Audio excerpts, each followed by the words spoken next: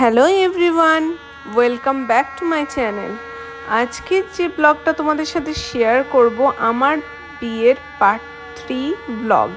তো এখানে তোমরা দেখতেই পাচ্ছ, এটা হচ্ছে বিয়ের পরের দিন সকালবেলা, যেখানে আমাদের বাসি বিয়ে কমপ্লিট হচ্ছে। তো এখানে সবাই আমাদের হলুদ লাগাচ্ছে।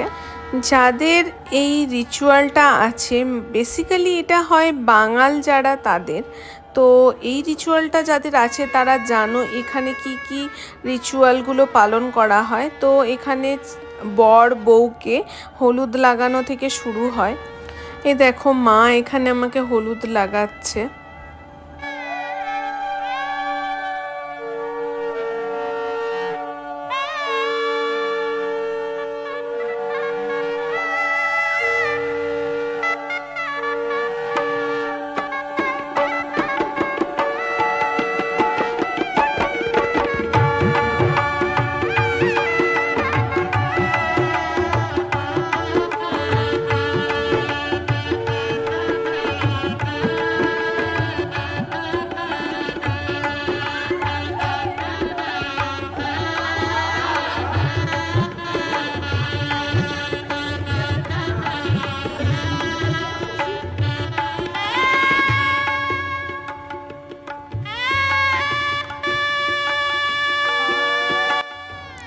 এখানে দেখতেই পাচ্ছ সবাই একে একে আমাকে সিঁদুর পরাচ্ছে। এটাও একটা রিচুয়ালের মধ্যেই পড়ে, যেখানে স্ত্রী আচার যারা করে থাকে, যাদের বলা হয় রে বা এও বলে, তারা এই রিচুয়ালটা পালন করে।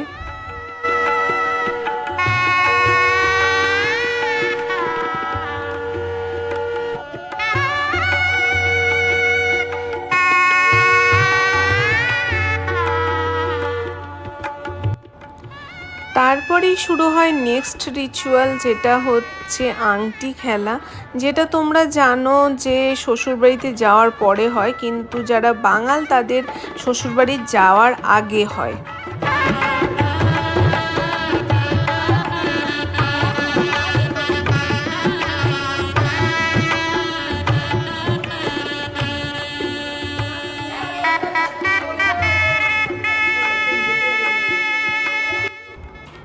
এই খেলাটা 3বার হয়, তার মধ্যে থেকে প্রথমবারেই শুভ দুখানা আংটি একসাথে তুলে খেলাটা জিতে গিয়েছিল। ও ভাবছিল ও জিতে গেছে, কিন্তু অ্যাকচুয়ালি ওকে আমার আংটিটা নিতে হতো, সে জায়গায় ও দুখানা আংটিই তুলে নিয়েছিল। সেকেন্ডবারে আমিও একই ভুল করলাম, সেকেন্ডবারে আমিও দুখানা আংটি একসাথে তুললাম। ওই জন্য মা দিদি মিলে আমায় বুঝিয়ে দিচ্ছে যে কিভাবে খেলাটা খেলতে হবে।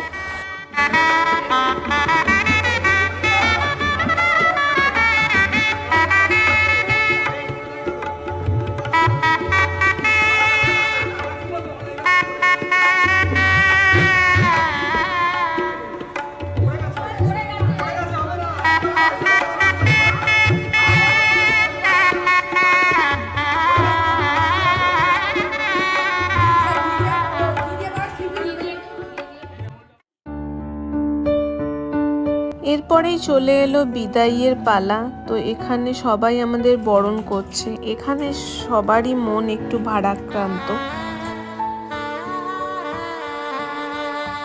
তো তোমাদের বলে রাখি, আমাদের এর মধ্যে একটা রিচুয়াল আছে, যেটা হচ্ছে সন্ধেবেলা যাওয়া, যেটা বলে ছাঁচ দেখে যেতে নেই।